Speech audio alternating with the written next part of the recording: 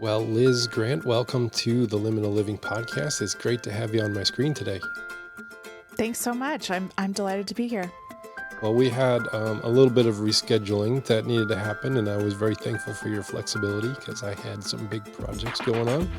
But we finally made the connection today, and I'm pretty excited for this conversation. Yeah, me too. All right. Well, I was kind of snooping around on your Facebook profile a little bit, and I saw you posted something about being a birth doula, and that is something that I know the concept, but I've never actually talked to one. So this is pretty cool. What went into you becoming a birth doula? What is yes, that is for me. Yeah. Well, it started with having babies first, because one of the things that's fascinating about the whole experience of becoming a mother biologically, there are plenty of things to learn about becoming a mother or just being a woman. I think when I became pregnant, I realized I knew almost nothing about pregnancy and childbirth. So during my first pregnancy, which was 2012, I was pregnant with my daughter, and I just started learning. I mean, I did not know hardly anything about, how does this process really go? And part of that is, women don't really talk to each other about it until after you've been through it. So that's kind of just it's like a taboo to address beforehand. So it wasn't something that I had ever talked about with friends or anything. So, after my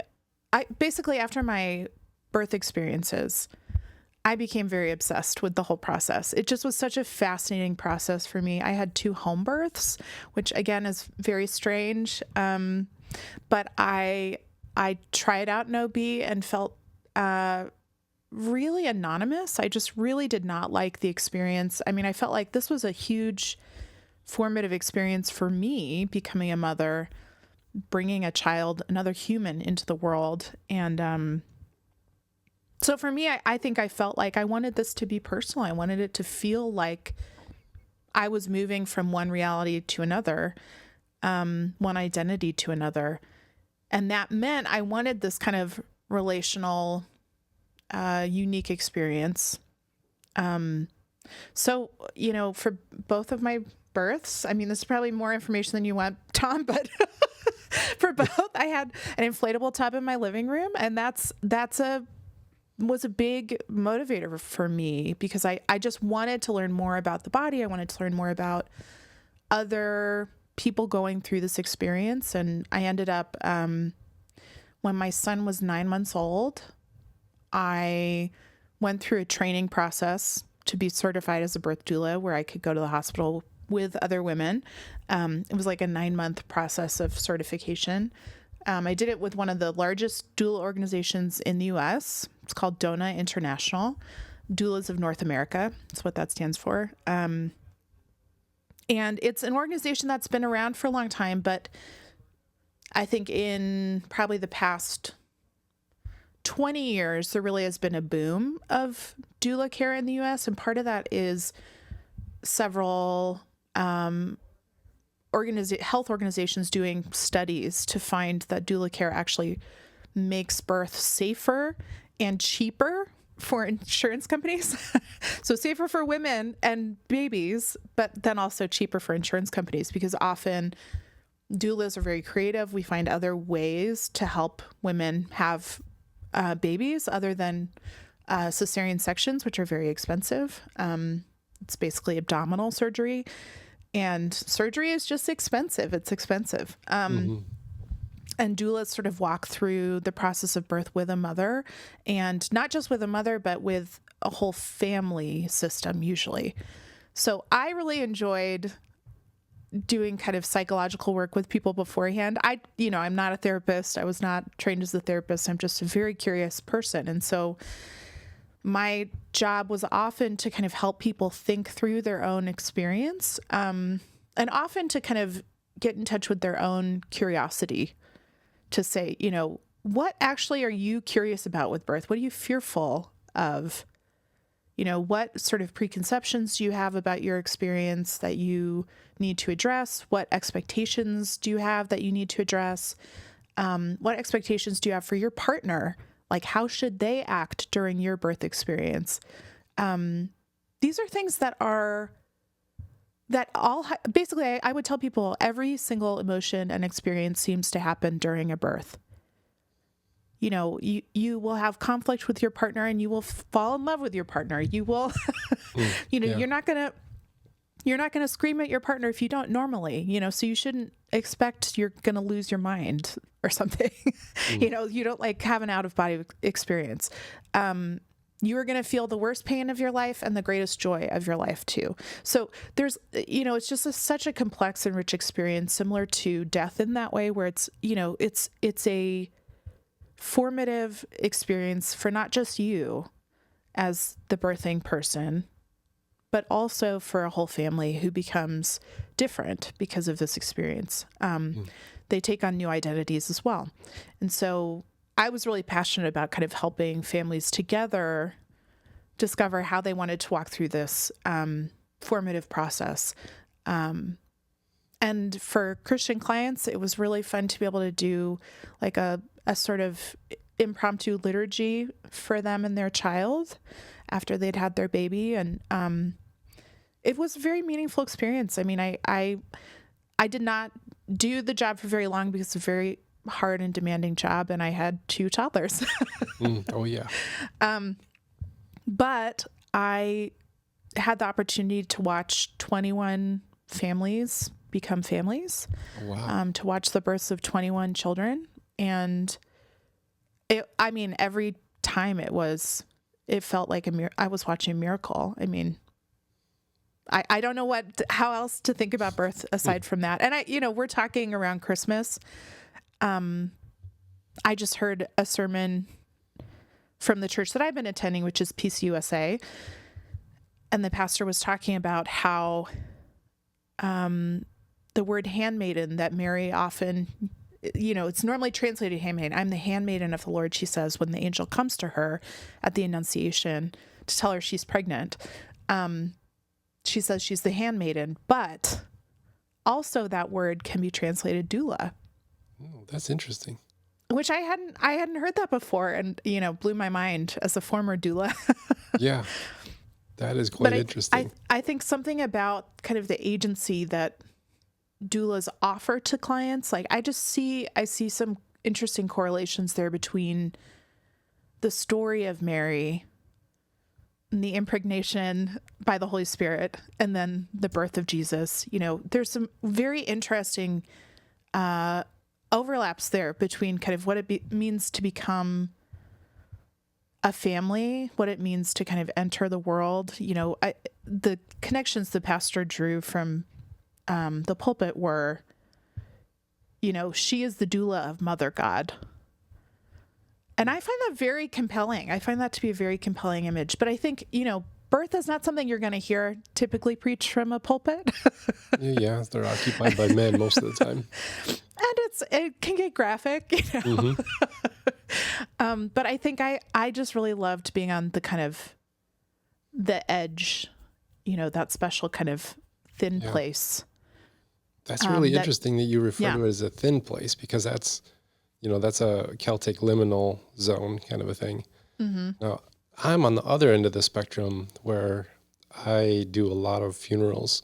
I've done 30 this year. And like you're saying that, you're helping people find new identities. And it's like I'm helping people find new identities after the loss of somebody. How I do a funeral, I walk people through the grief process, and this is going to be different. It's a big shift. It's a big change. And it's funny that you mentioned experiencing all of the emotions at once. I actually say that at a funeral, that grief is like being in the room of a family reunion where everybody's talking and nobody's listening. And it's like, I don't know who to listen to or what conversation to focus on. I was like, you got all the emotions inside of your chest right now, like all talking at once. And that's the hard part about the early stages of grief. And then later, as the years go by, they kind of take their own turns and one at a time. And So that's really interesting because I'm seeing some correlations between the kind of you're on the front end of things and I'm on the back end of things. Now, Absolutely. well, There's what, definitely correlation there. Hmm. yeah. Well, what kind of soil did your life come up out of and how did faith play a role in that? I like that question. Um, my family, we are white American evangelicals. I mean, just all the way through. My grandmother, we actually just celebrated her, the 5th year of her passing, celebrating her life. And she is really the matriarch of our family. Both my parents, their fathers died when they were young, when they were children. And so, the mothers in the family had to play a unique role.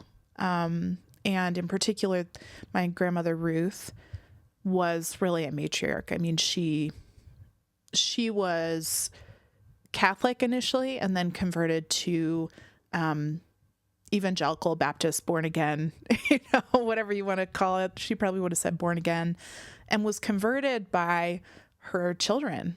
So my mother and her twin sister and her stepbrother, they actually converted their mother. And then she became just this kind of stalwart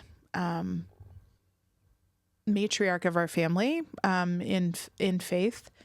So I grew up with this kind of culture. It was not an entirely functional culture in my family of origin. So that actually was a big part of my faith shifting over time. But I grew up within the church, within white American evangelical church expressions, and in particular, sort of a Bill Hybels inflected version of evangelicalism. So, seeker sensitive. Bill Hybels founded Willow Creek, I think in the 80s, I want to say. And they founded it in the suburbs, in part because people could afford to pay for their salaries. Oh, yeah. And it was a very much attractional model. And, probably I'm preaching to the choir here. You guys know, your listeners know, but I think one of the things that was challenging for me is that actually I was always a really serious kid. And so, I took faith seriously from a young age and found myself, kind of out of step with the church culture in which my parents had brought me up, because it is just a less serious theological culture. And so it wasn't until actually college, I went to Wheaton College in Chicago. Yep. It wasn't until I went to college that I learned the word evangelical. I had been kind of immersed in youth group culture and CCM music and all of that. And I did not know the word evangelical. That's interesting. Yeah, I mean, I was reading Passion and Purity, and I was very involved in that culture, and yet that word really did not come up amid those who were leading me in faith. So, yeah, in college, I think that was really where I started to more deeply understand sort of the roots of faith that I had inherited, including some of the faulty roots. I mean, I had an idea of that to begin with, but I think really in college, and then also in conjunction with finding a therapist and going to about a decade of therapy in my 20s, that was really, I talk about my therapists, as if they were my pastors, because they really were my first pastors. It was the first time I experienced pastoring, was in their offices, in wingback chairs across from these women who were maternal and caring toward me in a way that I had not experienced in the past. And so there were certainly moments of that, but I think the specific job of seeing that a therapist does, I had not experienced before. And so I think that was really dramatic for me, and really kind of working through my family dysfunction was what led me to, deconstruct or whatever we call it. I mean, led my faith to change and become more progressive and potentially heretical and all, all those things. I think, up until really reckoning with my family of origin, I think it felt hard to question what I had come up with, and yet what I'd grown up with. And yet there was dissonance, there was incongruence that I needed to address. Yeah. That it's funny that you mentioned you didn't even hear the word evangelical for so long. I actually didn't either. And I didn't ever reflect on it that way. That's a really, really interesting thought. We just didn't call us what we were. We were just the Christians, and then everybody else was the weird ones that didn't really fit the straight and narrow paths that we kind of inhabited. That's really interesting. Now, what was something that, something early on that incongruence or something that just didn't really make sense that started maybe the first domino of, I have a lot of questions here and now I'm not sure if I really belong? Yeah. I mean, if it's not clear, I'm a very strong and opinionated woman. So that tends to be sort of the domino for most of those who fit Yes. that description. I was class president for every year that I ran in high school. Wow. I was that kind of both charismatic and I don't know, just I had that leadership capability, and I knew it, and the people around me knew it. And there was sort of an awkward tension, where it was like, you're serious about faith, you are intellectual and charismatic, and if I were a dude, they would be like, get thee in seminary, right? Mm-hmm. It wouldn't be a question. And I felt the dissonance there. I mean, I felt my mother was doing women's ministry as well, and she actually was not trained, but it was a very similar thing. She kind of grew it out of nothing. And, our church at the time was, maybe 1,000 people on the East Coast. And she felt it. And I watched her reckon with that too. I think the reality is that women who do not fit the mold, who have strong leadership gifting or who have strong ideas even, are often seen as very threatening. And I experienced that later on more directly. I interned at an Acts 29 church as a 30-year-old mother. Oh, wow. So this is my career after a birth doula. I tried that out. Okay. And I was trying to figure out if I wanted to become an LPC, actually. I wanted to sort of discern, do I want to do pastoral ministry, or do I want to do do I want to become a therapist? And that experience actually convinced me that I wanted to do neither. But I wanted to do it before, I was in my 30s. And so I was like, I don't want to waste time and money if this isn't something I want to do. So I did a 9-month internship at an Acts 29 church, which is Mark Driscoll's outfit. And it was a mess. I mean, the dudes I was working with, the other pastors, are my age or younger, sometimes a little older, but in their 30s. We all have kids. We're all, and I have been in church for a very long time, but don't have an MDiv. And I'm, precocious, and I'm not shy to speak my opinions. So you can just imagine how that went in a very famously complementarian church planting network church. Yes, very heavily complementarian. Mm-hmm. It's like their defining feature. I heard a really funny illustration that says what they call a man who leads sheep is a shepherd. What they call a woman who leads sheep is the director of sheep herding. Yes, exactly. You're doing the same damn job. It is the same job. And by the way, it's paid less if you're a woman, right? Because you're not supporting a family.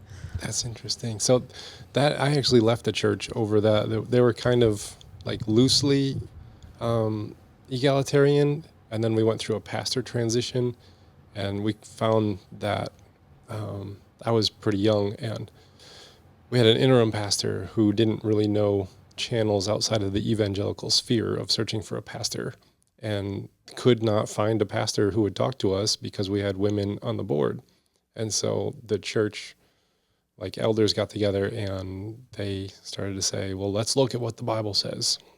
Oh no. And then they did that and says, well, it says that women can't lead, so we're going to have to remove all the women off of the board.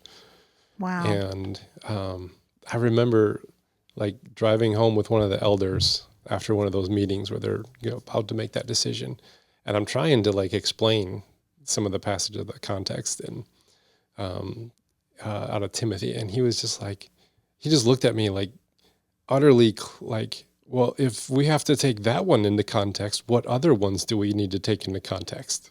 Ooh. And I was just like, all of them. that's what I said. I was like, I was so surprised. I'm like, oh, all of them. Mm-hmm. And then he said, well, how can anybody understand the Bible then? And I was like, well, that's the hard part. It's not as easy as you thought it was. Yeah. Mm-hmm. Oh man. So that was kind of like a first domino. Like, I am a woman with strong voice, strong leadership skills, and no place for me here. Like, how did you find a place? Where did you go? I think I was, because I was so devout, a devout evangelical. I found sort of sideways opportunities. I used my gifts in sideways manners. So I worked with youth for one. So I was an intern in the youth group. In this Acts 29 church, I was counseling women. And I made it clear to them, I am a lay counselor. Please go see an actual therapist. I am just here to kind of pray with you and be with you. And for them, it was, they're going through divorces or addiction in their families or et cetera, and so I was supporting those women who were not being supported otherwise, right? Because in this church, there weren't actually people for them to go to. And because it was so complementarian, they actually didn't feel safe with the men. Whether or not they would have said it like that is another question. But, who is going to go, what woman is going to go to an elder and describe the marital rape she's experiencing, right? Like, that's just not ever going to happen. So I did that. Even in college, I was on the discipleship team. I just was doing things that were off the beaten path from the get-go. I just was using my gifts. I just felt like these are things that I need to use. And then I started writing. That was, I studied creative writing in college. And I knew, like, this is the direction I need to go. So it was confusing to me, but I also felt a real sense of, I think, purpose. Like, I felt like the Spirit of God would not give me these gifts for no reason. And so regardless what the scriptures say, even when I couldn't understand and couldn't kind of quite square my understanding of the scriptures with my own giftings, it was clear to me my gifting and experience trumps the scriptures. I don't think I would have said it like that, but that's how I lived. And it was very apparent to me, like, these are gifts from God. I will steward them. That's nice. Oh, that's really cool.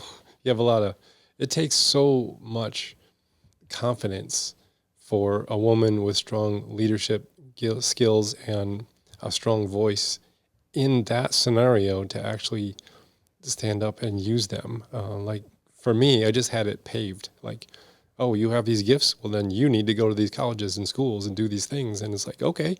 And then all of a sudden, I just meandered my way through to become a pastor. And, I'm using my gifts, but I didn't have to like jump over gender hurdles to get here. No one was looking at me and saying, well, can you with a beard, like really be a pastor? It's I like, did have someone ask me, like, can you really do this internship because other moms have quit? This was at the Acts 29 church. I actually emailed them after that one, and I was like, hey, I just want to let you know that this happened and that you will get sued because in employment law, you cannot ask this. So I will not sue you, but you should know and tell the person interviewing that they should not ask this question. oh man, that is nuts. So you wrote this book that has a really cool title. I really like the title. Knock at the Sky. Was it knock or knocking? It was knock at the sky. And your subtitle, like seeking God in Genesis after losing faith in the Bible.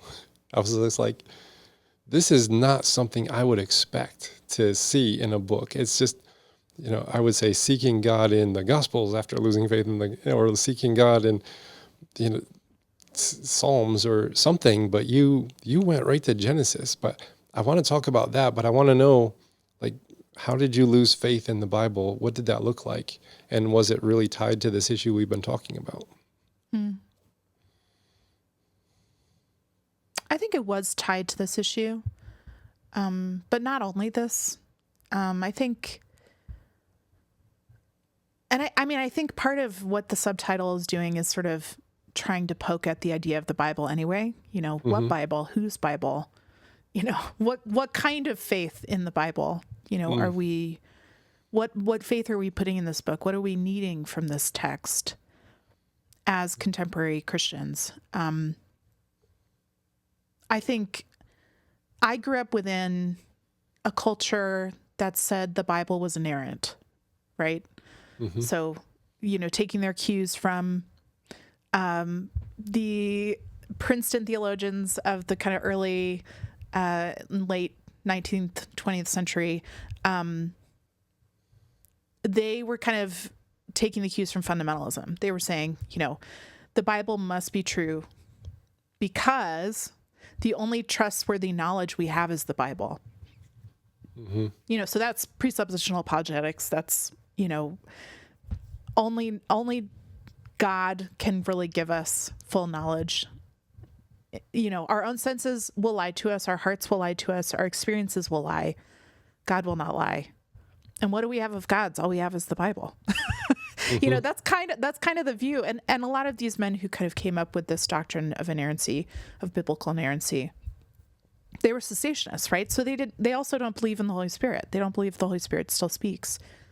So when you're trying to understand how to apply a book that's 2,500 years old, possibly 4,000 years old in certain spots, and you're trying to apply that directly to our lives plainly in the 21st century, all of a sudden you have to get very creative, about kind of how you do that, especially after the scientific revolution and then the Enlightenment and then, right?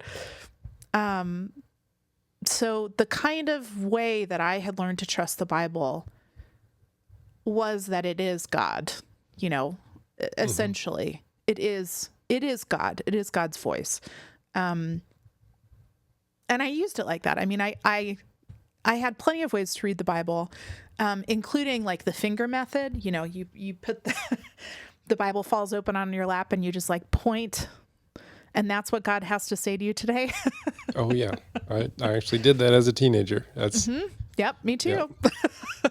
Didn't work a couple times. Yeah. You're like, this strange Levitical law does not apply to my dating situation, it turns out. Yes, you're going to have to get real creative. Right. Okay, maybe it could mean this. Right. Then you're like reading, you have your corkboard behind you with all the red pins and the yarn and trying to figure out how it relates. What is God trying to say? Oh yeah, it's almost like tarot, but ways that Christians feel comfortable with it. Yeah, exactly. Yep. So I kind of believed it was some sort of mixture for me. I think I have some natural charismatic strands inside myself, just my proclivities. I'm a bit mystical. So I think it was some version of, God speaks through the Bible. Yes, I believe that. Also, God speaks to me in my experiences too. God speaks in people. Probably prophecy still happens, and I don't really know how or how to describe it, but it seems like it does. So anyway, I think I was always kind of mixing theologies anyway. I was kind of a denominational mutt. And then as I continued to learn about the source materials of the Bible, some of the historical critical method that went into really understanding it from a commentating point of view, and even more so, I think, understanding the history of biblical inerrancy, which I've done some work to dig into the roots of that, in particular, the Chicago Statement on Biblical Inerrancy, which was written in 1978 in Chicago by around 250 white dudes,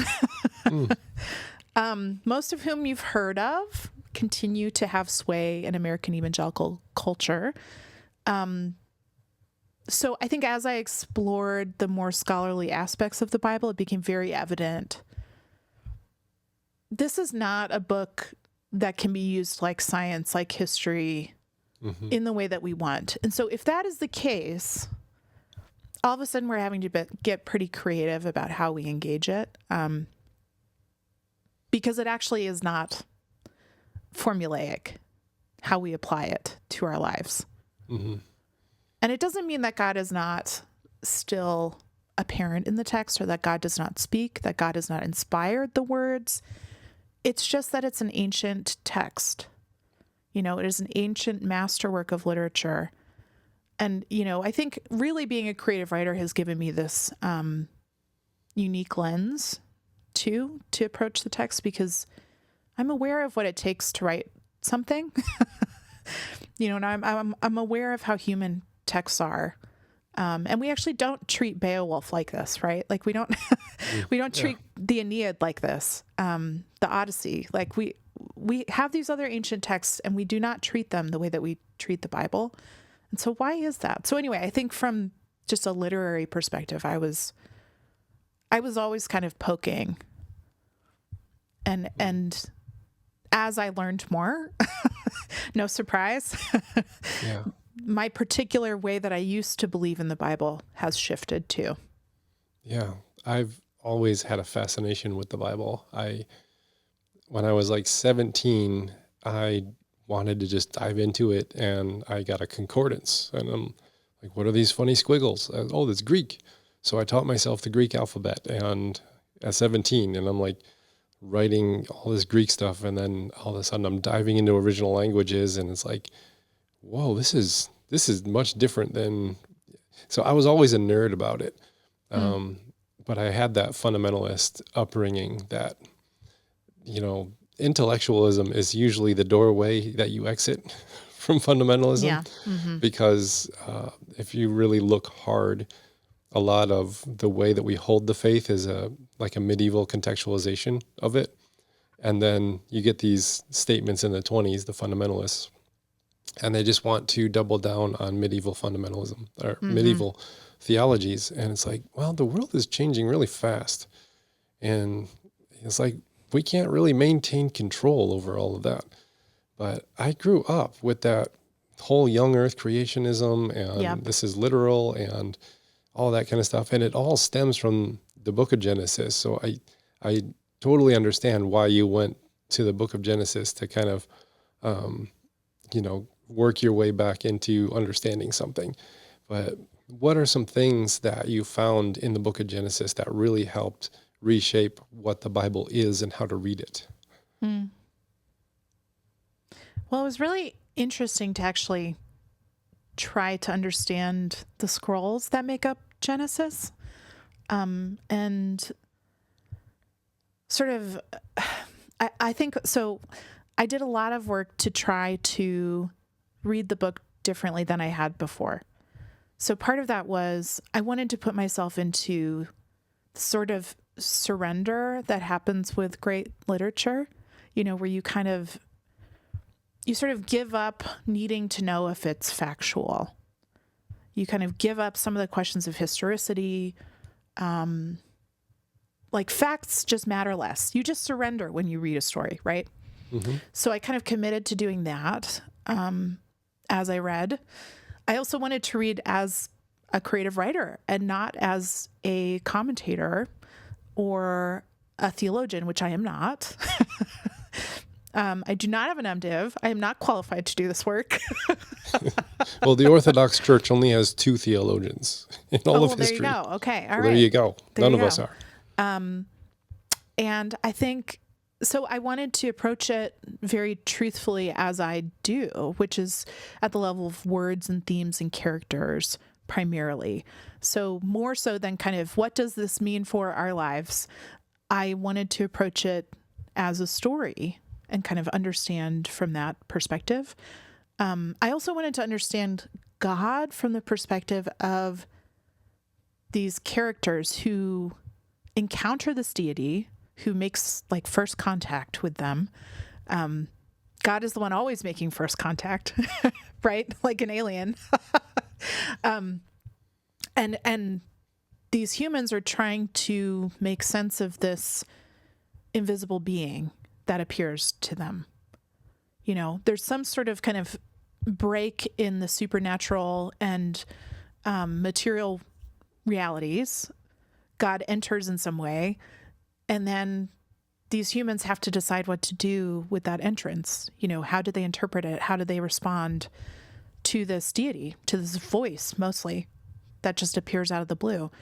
And so I wanted to try to encounter God that way too. So I did not want to bring in, as I read through it and wrote through the book of Genesis, I did not want to bring in much of the New Testament or much of kind of my understanding from outside the book itself. So I wanted to stay with Genesis as much as I could.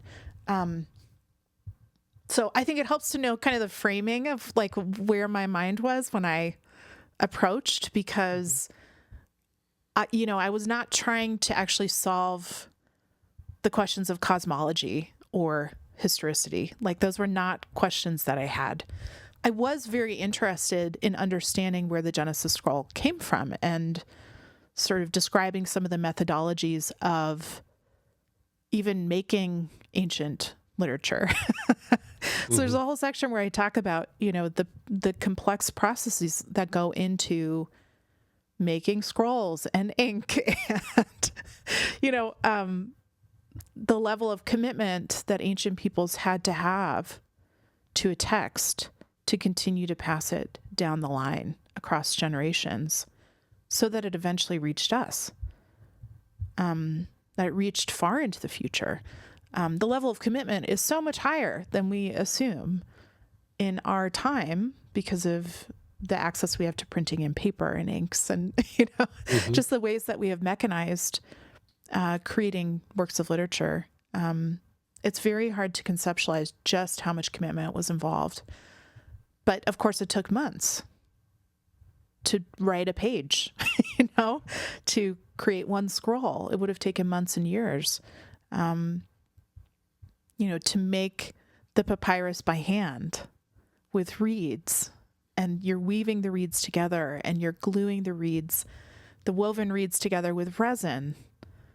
And then you are bleaching the paper you've made, and then you get to the actual writing, right? You have to crush minerals for ink and find an appropriate reed for your writing implement. And then you start writing whatever maybe the king or the monarch wanted you to say. And then of course the materials begin to degrade and you have to repeat the process over and over and over again. I think just from a writerly standpoint, I was very interested in how the Bible got to us. I've never thought of that level of it before, because I take advantage of the fact that I can flip open my screen, start typing, and I'm ready to go. Of But course. that whole process of making the scroll. I've never thought about it that way. That's really interesting. Yeah. And the fact that it would have to happen over and over again so that our ancestors had to be that committed to this story, this text, so that we could have it. I mean, the level of commitment is just boggling. I mean, mind-boggling. Yeah. So I think for me, that actually was like the base takeaway was our ancestors, our spiritual and religious ancestors were so committed to this text, so committed to passing it into the future so that we could have it.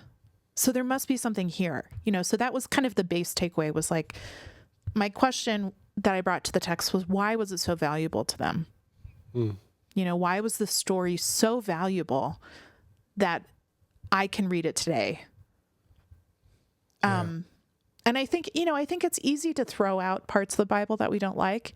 And yet I find it much more interesting to approach from the lens of, but why do we have it? What did somebody else see in this text that was so important? And I just think there's an interesting kind of way to approach that, both psychologically and historically, where you say, I have much to learn from these ancient peoples, even if I don't understand exactly what it means for me. I want to understand what it means for them. And we can go from there, Yeah. Yeah. I find it really helpful, like when presenting a biblical text story, to kind of like paint the world again for them, because, we have cars, we go to Walmart, we live in houses in suburbs and cities. And it's like, imagine a different place, imagine a different time, imagine we are the foreigners that come to this text. This is not written to us. It's not written to this geographical area, to this era, to this, we have to go like time travelers and become tourists to go all the way back in time. Imagine what it's like to be in a different part of the world at a different century, in a different culture, and then see what we can learn from that. And just trying to repaint that picture is, I think, like, it's really difficult for some of the Old Testament passages, because we're not 100% sure when they were written and who they were written to or for. With the book of Genesis, we have some people that's like, well, it's the Babylonian exile. And someone's like, no, it's Moses way back in the day writing it down. Do you have any of these origin points for who was receiving the book of Genesis? Like some interesting findings about who might this be for and at what time that you found? I'm just going to tell you, I didn't spend much time there. I really wanted to spend time with the actual story. So I spent much more time with sort of the characters than I did even trying to figure out the historical background, because I think so much of our exploration of the scriptures is focused in that place of historicity and fact, like fact finding, because we're trying to really nail down, what is the exact history of this? What can we trust here? What is certain about this text? And I'm just more interested in the fact that the text is here. I wanted to spend more time on, okay, what do these characters mean? This is probably one of the most psychologically diverse and rich texts that we have from the ancient world. It's a huge library, a collection of writings from different people, different characters, different times. And so we really have this really unique compendium that we can draw from to understand who these humans were. And in a sense, it doesn't matter to me, at least as much, which humans they were. It matters more that like my ancestors have given this to me. I don't know if that makes sense. I'm following you. Yeah. I also felt like, there's so many people who do that good work of drilling down into the details of this. Like I found these fascinating researchers in Israel who probably a few years ago had done an MRI on the scan of a scan of the scroll of Isaiah from the Dead Sea Scrolls and discovered that there were two different handwritings. There had been two hands that had written the Isaiah scroll. And of course, that's fascinating for so many reasons, right? Like, we kind of want to know, who are those hands? Whose hands wrote this? And there's, we probably can't ever know that. And we can't, of course, go back to the original, even, of our Bible. There is no original Bible. We just have these like fragments passed down to us, or these scrolls passed to us from different communities who viewed this as valuable. And yet it's fascinating that there were even two people involved in the copying of the one book, right? I just think there's so much we can learn from like how this was made, the craft of making the Bible, beyond even sort of what it means or what the real kind of history of it is. So like most of my time I spend with the story. And so I spent a lot of time in the Jewish Midrash, trying to understand sort of the white parts of the scripture. So the blank parts, the parts between the words, between the sentences and paragraphs that we have. So for example, why does Abraham listen to God when God's voice appears and says, leave your home? The King James says it like, get thee out. It's the King James version. Hold on a sec. For some reason, my phone is coming through to my computer. Okay, there we go. So the King James is get thee out, which I love the forcefulness. Yeah. I think so if clear. It was like GTFO, if the kids would say. Exactly. That's what it is. And then Abraham rolls up his rugs and caravans out into the desert with all of his people, a big train of people with him. And so the rabbis want to know why. They spend a lot of ink trying to figure out why. And I think, what's interesting about it to me is that it's this ongoing conversation that we as Christians have almost entirely excluded ourselves from. I mean, you could ask most pastors and they have no idea even how to touch the Midrash, let alone, find it online. I struggled to find it. I took probably a month trying to find my sources within Judaism to figure out, where are these weird stories I've heard about? I know there are these myths that have accompanied the text. I know there's, hundreds and thousands of pages of writing about Genesis that has been done by these rabbis. Where is it? And it took a very long time to even find, because the ways that sort of the spiritual streams I swim in, it's like we do not reference them. Like we don't have easy access to this wisdom. And so I did a lot of kind of digging to figure out, what have people said about this text over time? Like what has it meant to other people? I was sort of the literary critic going, what does the text mean to people? What does the story mean to people over time? And that to me is probably a more, just because of my temperament, a more interesting question. Yeah, I don't know if that answers your question, to be honest. I feel like there's so much to say around this text. I really just wanted to sit with it. That's this different way of approaching the text. Like the way I grew up approaching the text is a conglomerate authority, and it's all, I didn't know what to do with a lot of it, but I just figured this is the word of God given to me to tell me how to behave in this world so that I don't go to the bad place when I die. Right. And like, it's a conglomerate authority and you just take it at face value. And then you are like, well, why don't we, take the Leviticus, where you shouldn't blend cottons with, linens, and why aren't we taking that at face value? But then we're taking some other things at face value, just right off the page. It's like, I ran into a concept from Trey Ferguson, who wrote Theologizing Bigger. And on his podcast, I'm a big fan of him. Oh, are you? Yeah. He's coming back on the show really Good, soon. I'm good. excited. But I ran into the concept of inerrancy being a form of white supremacy that I was just like blown away. When he was on the show last year, I talked about that with him. I'm like, you blew my mind when you talked about this. Like, Yes. wow. Because it was just a conglomerate authority. But then you asked the question, well, then who got to cherry pick the parts that mattered the most? And then combine it into a way of thinking, a systemic way of this is now what it is, what it's about. And then we'll turn up the volume on these ones and turn down the volume on these ones. But we won't say that we did that. And then, as you said, 1978, it was how many white guys? 120? 250.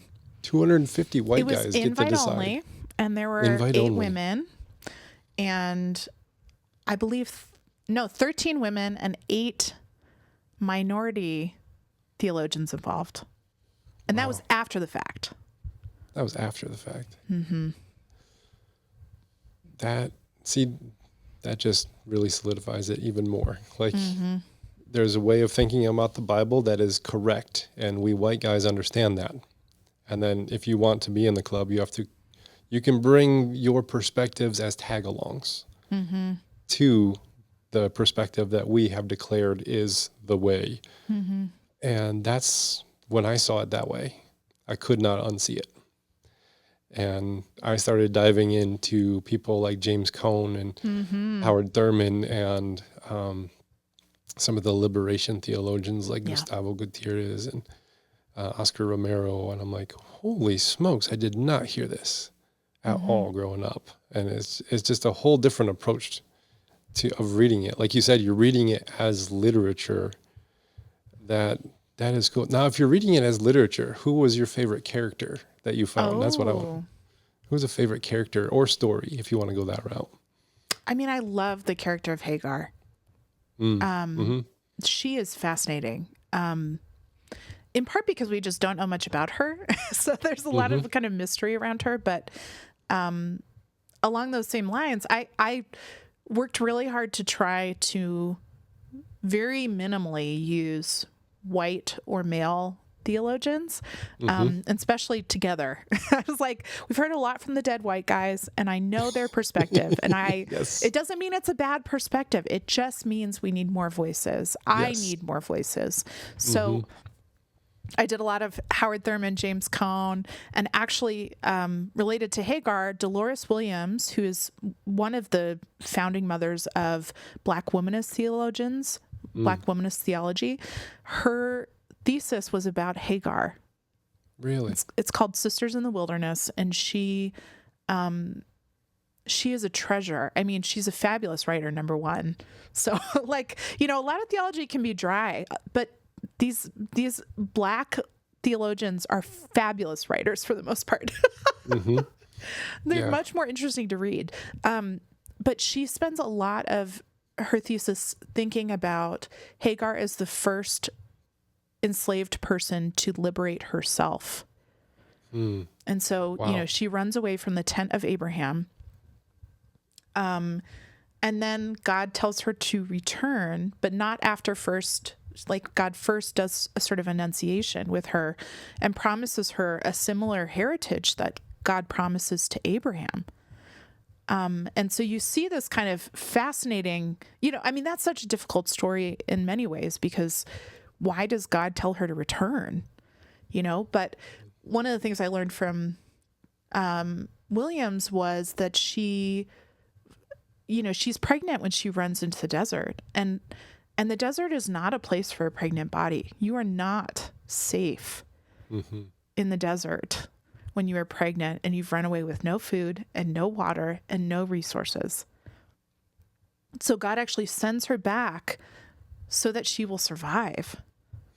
And when she is then, and listen, I would not have come to that at all without William's perspective first, because frankly, I think that is unjust.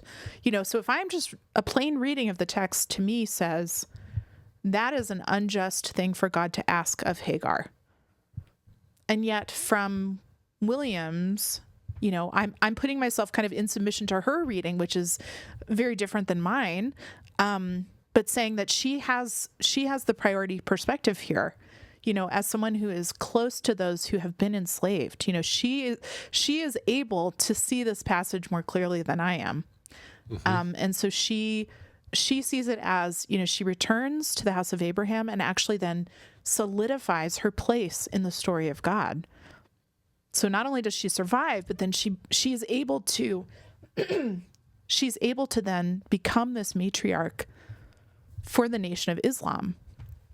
Wow. Through her son Ishmael. Yeah. And the way that Williams then reads Hagar going into the desert for the second time, when Sarah and Abraham kick her out of the house, is that God provides a way where there was no way. God provides resources in the desert. She stumbles on this well, which, in a desert is wealth. It is security. It is stability. It is life. Like, there is no other way for a civilization to form apart from water. And she stumbles on this abandoned spring. And from there, they can build a civilization. Wow. I have not seen the Hagar story through that lens before. That is amazing. It is fascinating. And she kind of goes on to describe like the way that Hagar then represents Black women in American culture and the way that God has spoken through Hagar. I mean, it is just fascinating. Yeah. I am so indebted to her for her hermeneutic. And one of the things too that I also was really moved by, considering Hagar and also this Black African-American perspective, female African-American perspective, was in Jesus and the Disinherited. You probably remember this from your reading. Howard Thurman talks about his grandmother and the way that she learns to read the scriptures and kind of practices reading the scriptures over time. She was an enslaved sharecropper in Florida, and then was released from slavery. And Howard was very close to her as a young man, and he would often read the Bible to her. And she always requested the Psalms and Isaiah, mostly the prophets and the Psalms. And one day he asked her, why do you never request the epistles? Like, why do you never request Paul? And she said, when I was enslaved, my slave master would not allow us to worship on our own. And so he forced us to worship at his church, and his pastor would preach almost exclusively from the epistles. Slaves, obey your masters. And he would preach about how submitting to your master was what God wanted. And there was like a secret service that she would often attend, where an enslaved man was their pastor, and he would preach to them and say, you are not slaves, you are God's children. And she really took that to heart. And her hermeneutic allowed her to say, I will not read Paul again, because when I read Paul, I am taken back to this kind of state of dehumanization. And that is not actually how God sees me. That is not my worth or value. My value is found as a child of God, and I will not read scriptures that dissuade me of that. Yeah. I remember that part. That was powerful. Yes. So she has this like sense of centering and marginalizing scriptures that is so far beyond her time, above or like before her time, like she just knew from her experience, God is not going to be mad at me if I don't read these parts. And what I was also thinking when you were describing that was that we haven't, in evangelical fundamentalist cultures, haven't changed much because we still prefer Paul. Yeah.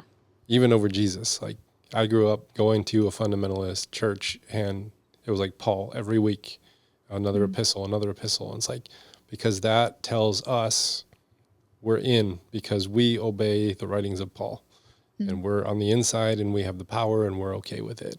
And my friend Matt Tebby, who's been on the show a couple of times, he finally like gave me words for something.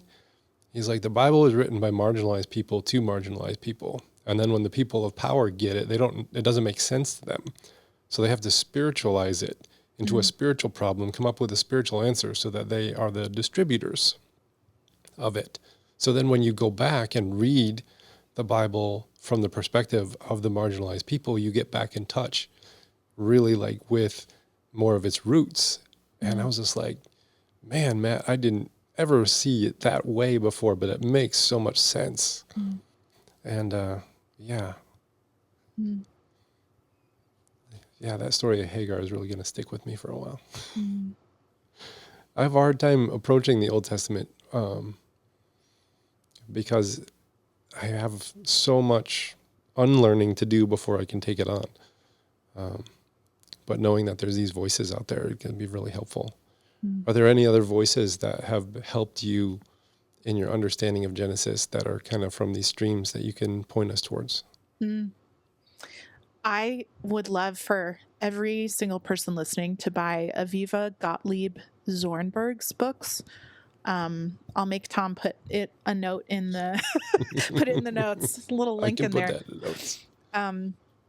She is a midrashic scholar, and she is phenomenal. I mean, she reads the scriptures with this sense of, and really the Torah with this sense of midrash in her head, but then she brings Freud to the text, and she brings, and these are commentaries. She's just, the way that she puts it is she is trying to see what can be said about the Bible. So it's a rhetorical mode. Like she would probably call it, she probably wouldn't call it eisegesis. That's probably what we would call it. But the way that she approaches it is just to kind of let the text breathe. So she's just trying to bring other voices to the text. And I took a lot of inspiration from her methodology, even though actually my book is an interdisciplinary commentary. So I bring in a lot of storytelling too. It's not just, it's actually more kind of creative nonfiction than it is commentary, I think. But hers is straight commentary, and she goes through the Torah. So her name again is Aviva Gottlieb Zornberg. All right, I'm going to find the correct spelling for that, and then I will put... Yes. Because I want to go look at her enough. those myself. She just is phenomenal.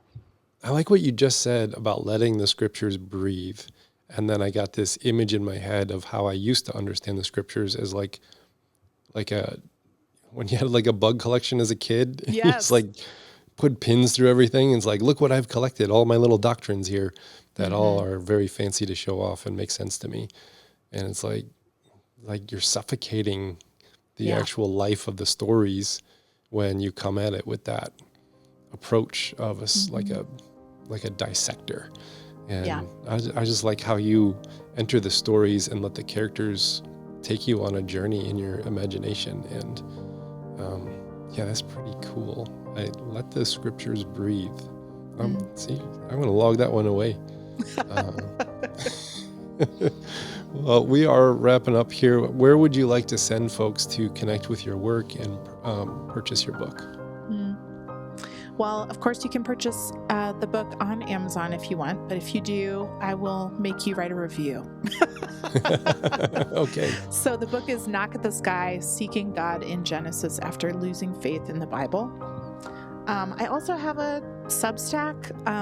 It's called The Empathy List, and it's weekly, and it's, I say, a smart and kind word from the Christian left. I just subscribed today. Oh, thanks. I appreciate it, Tom. And you can find me on Threads, on Instagram, at Liz Charlotte Grant. I'm on Facebook too, because Meta owns my soul. So and all our pictures. And all our pictures, and probably our lives too. Yeah. Well, it has been really fun talking with you. I've learned some new approaches to some stories and scriptures, and even just how to approach the Bible altogether, and some really good sources to go and do some deep diving myself. So I've had fun, Liz. This has been great. Thank you so much for coming on the show. Thanks for having me, Tom.